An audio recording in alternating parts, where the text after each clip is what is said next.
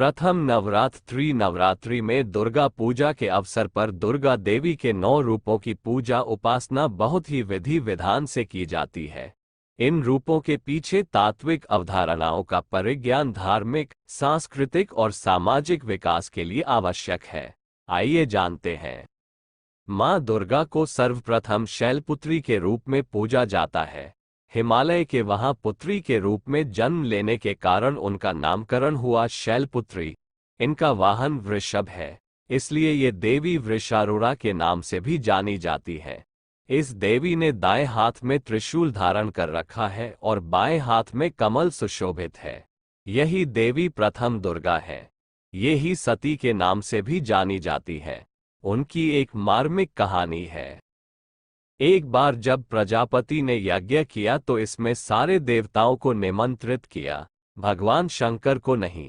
सती यज्ञ में जाने के लिए विकल हो उठी। शंकर जी ने कहा कि सारे देवताओं को निमंत्रित किया गया है, उन्हें नहीं, ऐसे में वहां जाना उचित नहीं है। सती का प्रबल आग्रह देखकर शंकर जी ने उन्हें यज्ञ में जाने की अनुमति दे दी। सती जब घर पहुंची तो सिर्फ मां ने ही उन्हें स्नेह दिया। बहनों की बातों में व्यंग्य और उपहास के भाव थे। भगवान शंकर के प्रति भी तिरस्कार का भाव है। दक्ष ने भी उनके प्रति अपमानजनक वचन कहे। इससे सती को क्लेश पहुंचा। वे अपने पति का यह अपमान न सह सकी और योगाग्नि द्वारा अपने को जलाकर भस्म कर लिया। इस दारुण दुख से व्यथित होकर शंकर भगवान ने उस यज्ञ का विध्वंस करा दिया। यही सती अगले जन्म में शैलराज हिमालय की पुत्री के रूप में जन्मी और शैलपुत्री कहलाई। मां ब्रह्मचारिणी। आज शारदीय नवरात्रि के दूसरे दिन मां दुर्गा के ब्रह्मचारिणी स्वरूप की पूजा का दिन होता है। बता दे कि ब्रह्म का अर्थ तपस्या से है। मां का ये रूप अपने भक्तों और सिद्धों को अनंत फल देने वाला है। इनकी उपासना से तप, त्याग, वैराग्य, सदाचार और संयम की वृद्धि होती है। शास्त्रों में ब्रह्मचारिणी का अर्थ तप की चारिणी यानी तप का आचरण करने वाली बताया गया है। देवी का ये रूप पूर्ण ज्योतिर्मय और अत्यंत भव्य है। इस देवी के दाएं हाथ में जप की माला है और बाएं हाथ में ये कमंडल धारण किए हैं। चलिए जानते हैं इनका कथा के बारे में। मान्यता है कि पूर्वजन्म में इस देवी ने हिमालय के घर पुत्री रूप में जन्म लिया था और नारद जी के उपदेश से भगवान शंकर को पति रूप में प्राप्त करने के लिए घोर तपस्या की थी। इस कठिन तपस्या के कारण इन्हें तपश्चारिणी अर्थात ब्रह्मचारिणी नाम से अभिहित किया गया। 1000 वर्ष तक इन्होंने केवल फल फूल खाकर बिताए और 100 वर्षों तक केवल जमीन पर रहकर शाक पर निर्वाह किया। कुछ दिनों तक कठिन उपवास रखे और खुले आकाश के नीचे वर्षा और धूप के घोर कष्ट सहे। 3000 वर्षों तक टूटे हुए बिल्व पत्र खाए और भगवान शंकर की आराधना करती रहीं। इसके बाद तो उन्होंने सूखे बिल्व पत्र खाना भी छोड़ दिए। कई हजार वर्षों तक निर्जल और निराहार रहकर तपस्या करती रहीं। पत्तों को खाना छोड़ देने के कारण ही इनका नाम अपर्णा नाम पड़ गया। कठिन तपस्या के कारण देवी का शरीर एकदम क्षीण हो गया। देवता, ऋषि, सिद्धगण, मुनि सभी ने ब्रह्मचारिणी की तपस्या को अभूतपूर्व पुण्यकृत्य बताया, सराहना की और कहा, हे देवी, आज तक किसी ने इस तरह की कठोर तपस्या नहीं की। ये तुम ही से ही संभव थी। तुम्हारी मनोकामना परिपूर्ण होगी और भगवान चंद्रमौली शिवजी तुम्हें पति रूप में प्राप्त होंगे। अब तपस्या छोड़कर घर लौट जाओ, जल्द ही तुम्हारे पिता तुम्हें बुलाने आ रहे हैं। मां ब्रह्मचारिणी देवी की कृपा से सर्व सिद्धि प्राप्त होती है। दुर्गा पूजा के दूसरे दिन देवी के इसी स्वरूप की उपासना की जाती है। मां चंद्रघंटा। मां दुर्गा की तीसरी शक्ति है चंद्रघंटा। नवरात्रि में तीसरे दिन इसी देवी की पूजा आराधना की जाती है। देवी का ये स्वरूप परम शांतिदायक और कल्याणकारी है। इसीलिए कहा जाता है कि हमें निरंतर उनके पवित्र विग्रह को ध्यान में रखकर साधना करना चाहिए। उनका ध्यान हमारे इहलोक और परलोक दोनों के लिए कल्याणकारी और सद्गति देने वाला है। इस देवी के मस्तक पर घंटे के आकार का आधा चंद्र है, इसीलिए इस देवी को चंद्रघंटा कहा गया है।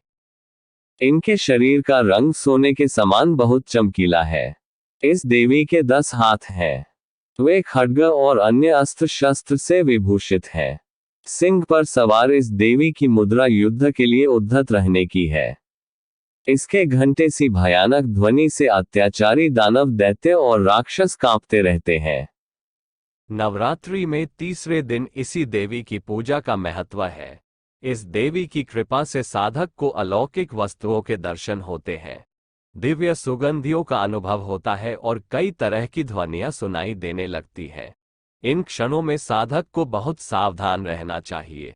इस देवी की आराधना से साधक में वीरता और निर्भयता के साथ ही सौम्यता और विनम्रता का विकास होता है। इसलिए हमें चाहिए कि मन, वचन और कर्म के साथ ही काया को विहित विधि विधान के अनुसार परिशुद्ध पवित्र करके चंद्रघंटा के शरणागत होकर उनकी उपासना आराधना करना चाहिए।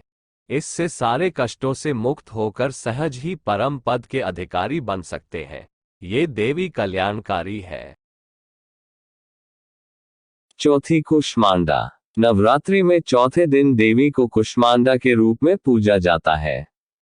अपनी मंद हल्की हंसी के द्वारा अंड यानी ब्रह्मांड को उत्पन्न करने के कारण इस देवी को कुष्मांडा नाम से अभिहित किया गया है।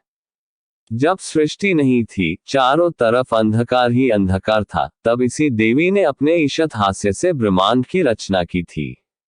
इसीलिए इसे सृष्टि की आदि स्वरूपा या आदिशक्ति कहा गया है। इस देवी की 8 भुजाएं हैं, इसलिए अष्टभुजा कहलाई। इनके 7 हाथों में क्रमशः कमंडल, धनुष, बाण, कमल पुष्प, अमृत पूर्ण कलश, चक्र तथा गदा है। 8वें हाथ में सभी सिद्धियों और निधियों को देने वाली जपमाला है। इस देवी का वाहन सिंह है और इन्हें कुम्हरे की बलि प्रिय है। संस्कृति में कुम्हरे को कुष्मांड कहते हैं, इसलिए इस देवी को कुष्मांडा। इस देवी का वास सूर्यमंडल के भीतर लोक में है। सूर्यलोक में रहने की शक्ति क्षमता केवल इन्हीं में है। इसीलिए इनके शरीर की कांति और प्रभा सूर्य की भांति ही दैदीप्यमान है। इनके ही तेज से 10 दिशाएं आलोकित हैं। ब्रह्मांड की सभी वस्तुओं और प्राणियों में इन्हीं का तेज व्याप्त है। अचंचल और पवित्र मन से नवरात्रि के चौथे दिन इस देवी की पूजा आराधना करना चाहिए।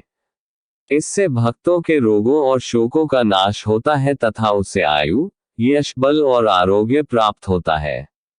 ये देवी अत्यल्प सेवा और भक्ति से ही प्रसन्न होकर आशीर्वाद देती है। सच्चे मन से पूजा करने वाले को सुगमता से परम पद प्राप्त होता है। विधि विधान से पूजा करने पर भक्त को कम समय में ही कृपा का सूक्ष्म भाव अनुभव होने लगता है। ये देवी आदियों व्याधियों से मुक्त करती है और उसे सुख, समृद्धि और उन्नति प्रदान करती है। अंततः इस देवी की उपासना में भक्तों को सदैव तत्पर रहना। 5वां स्कंद माता शारदीय नवरात्रि का 5वां दिन है। नवरात्रि के 5वें दिन मां स्कंद माता की पूजा की जाती है। हिंदू धर्म में स्कंद माता को मोक्ष के द्वार खोलने वाली माता के रूप में पूजा जाता है। कहा जाता है कि स्कंदमाता भक्तों की समस्त कामनाओं को पूरा करती है। स्कंदमाता का स्वरूप मन को मोह लेने वाला है। इनकी 4 भुजाएं हैं, जिससे वो 2 हाथों में कमल का फूल थामे दिखती है। एक हाथ में स्कंदजी बाल रूप में बैठे हैं, दूसरे से माता तीर को संभाले हैं। माँ दुर्गा के पंचम स्वरूप देवी स्कंदमाता की उपासना से भक्त की सभी इच्छाएं पूरी होती हैं और जीवन में खुशियां आती हैं। संतान प्राप्ति के लिए स्कंदमाता की पूजा और आरती करना लाभकारी माना गया है। स्कंदमाता की पूजा से भक्त को मोक्ष मिलता है। सूर्यमंडल की अधिष्ठात्री देवी होने के कारण इनकी पूजा से भक्त अलौकिक तेज और कांति में हो जाता है। 6वां कात्यायनी नवरात्र के 6ठे दिन देवी दुर्गा का 6वां रूप देवी कात्यायनी का है और उनकी पूजा करने से वैवाहिक जीवन से जुड़े कष्ट भी दूर होते हैं। देवी पूजा की संपूर्ण विधि के बारे में आइए आपको बताएं। देवी कात्यायनी महर्षि कात्यायन की पुत्री है। महिषासुर और शुभ निशुभ दावन का इन्होंने वध किया था। देवी की पूजा से सुखद वैवाहिक जीवन की प्राप्ति होती है। शारदीय नवरात्रि के छठे दिन देवी कात्यायनी की पूजा का विधान है। महर्षि कात्यायन ने आदिशक्ति की अत्यंत घनघोर तपस्या की और उन्हें बेटी के रूप में मांगा था। देवी महर्षि के तप से इतनी प्रसन्न हुई कि उनके घर पुत्री के रूप में जन्म भी लिया। कात्यायन ऋषि की पुत्री होने के कारण ही इनका नाम देवी कात्यायनी पड़ा है। देवी की पूजा से सुयोग्य वर की प्राप्ति होती है और देवी शत्रु और संकटों से मुक्त करने वाली मानी गई। देवी ने ही असुरों से देवताओं की रक्षा की थी। देवी ने महिषासुर का वध, उसके बाद शुंभ और निशुंभ का भी वध किया था और सभी 9 ग्रहों को उनकी कैद से छुड़ाया था। तो आइए जाने देवी कात्यायनी की पूजा का महत्व। देवी दुर्गा का 6वां रूप देवी कात्यायनी का है और उनकी पूजा करने से वैवाहिक जीवन से जुड़े कष्ट भी दूर होते हैं। देवी पूजा की संपूर्ण विधि के बारे में आइए आपको बताएं। देवी कात्यायनी महर्षि कात्यायन की पुत्री है। महिषासुर और शुभ निशुभ दावन का इन्होंने वध किया था। देवी की पूजा से सुखद वैवाहिक जीवन की प्राप्ति होती है। शारदीय नवरात्रि के छठे दिन देवी कात्यायनी की पूजा का विधान है। महर्षि कात्यायन ने आदिशक्ति की अत्यंत घनघोर तपस्या की और उन्हें बेटी के रूप में मांगा था। देवी महर्षि के तप से इतनी प्रसन्न हुई कि उनके घर पुत्री के रूप में जन्म भी लिया। कात्यायन ऋषि की पुत्री होने के कारण ही इनका नाम देवी कात्यायनी पड़ा है। देवी की पूजा से सुयोग्य वर की प्राप्ति होती है और देवी शत्रु और संकटों से मुक्त करने वाली मानी गई। देवी ने ही असुरों से देवताओं की रक्षा की थी। देवी ने महिषासुर का वध, उसके बाद शुंभ और निशुंभ का भी वध किया था और सभी 9 ग्रहों को उनकी कैद से छुड़ाया था। तो आइए जाने देवी कात्यायनी की पूजा का महत्व, पूजा विधि, देवी कथा, मंत्र और आरती से जुड़ी बातें। मां कात्यायनी का स्वरूप। देवी कात्यायनी का स्वरूप कांतिवान है और देवी का शरीर आभूषणों से सुशोभित है। देवी की 4 भुजाएं हैं। उनके एक हाथ में कमल का पुष्प, दूसरे में तलवार है। बाकी के दोनों हाथ देवी ने अपने भक्तों को आशीर्वाद देने की मुद्रा में रखे हैं। देवी शेर की सवारी करती हैं और उनका सिर गर्जती हुई मुद्रा में है। मां कात्यायनी की पूजा का महत्व। मां कात्यायनी की पूजा करने से कन्याओं के विवाह में आ रही हर तरह के दिक्कतें दूर होती हैं और देवी सुयोग्य वर का आशीर्वाद देती है। द्वापर युग में गोपियों ने भी भगवान श्री कृष्ण को पति के रूप में प्राप्त करने के लिए मां कात्यायनी की ही पूजा की थी। साथ ही देवी बृहस्पति को मजबूत बनाने करने वाली मानी गई है, इसलिए यदि कुंडली में बृहस्पति खराब हो तो मां कात्यायनी की पूजा जरूर करनी चाहिए। बृहस्पति की मजबूती से वैवाहिक संबंध बेहतर होते हैं और धन धान्य से जुड़े संकट भी दूर होते हैं। साथ ही देवी शत्रुओं से मुक्त करती है। मां कात्यायनी की पूजा करने से आज्ञा चक्र जागृत होता है और इससे सभी सिद्धियों की प्राप्ति होती है। मां की उपासना से शोक, संताप, भय आदि सब नष्ट हो जाते हैं। मां कात्यायनी की पूजा विधि। देवी के पूजा के लिए तन ही नहीं मन से भी भक्तों को शुद्ध होना चाहिए। देवी की पूजा करने से पूर्व गणपति जी की आराधना कर ले। उसके बाद देवी को आसन देकर चौकी पर स्थापित करें। इसके बाद एक पुष्प हाथ में लेकर इस मंत्र का जप करें। या देवी सर्वभूतेषु शक्ति रूपेण संस्थिता, नमस्तस्यै नमस्तस्यै नमस्तस्यै नमो नमः। इसके बाद फूल को मां के चरणों में चढ़ा दें। फिर देवी को लाल वस्त्र, 3 हल्दी की गांठ, पीले फूल, फल, नैवेद्य आदि अर्पित करें। फिर दुर्गा चालीसा का पाठ करने के बाद देवी के मंत्र और आरती का पाठ करें। देवी को फूल और भोग अर्पित करें। मां कात्यायनी को प्रिय रंग लाल है। इस दिन देवी को लाल फूल चढ़ना चाहिए। साथ ही शहद का भोग देवी को बेहद प्रसन्न करता है।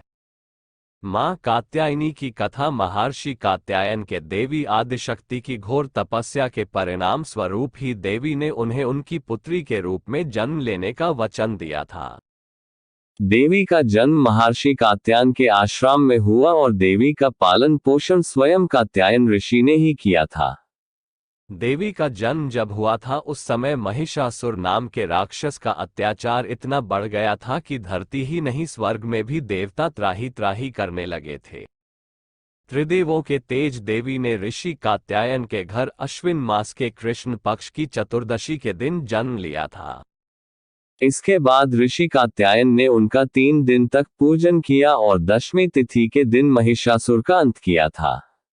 इतना ही नहीं, जब शुंभ और निशुंभ ने भी स्वर्गलोक पर आक्रमण करके इंद्र का सिंहासन छीन लिया था और नवग्रहों को बंधक बना लिया था। असुरों ने अग्नि और वायु का बल भी अपने कब्जे में कर लिया था।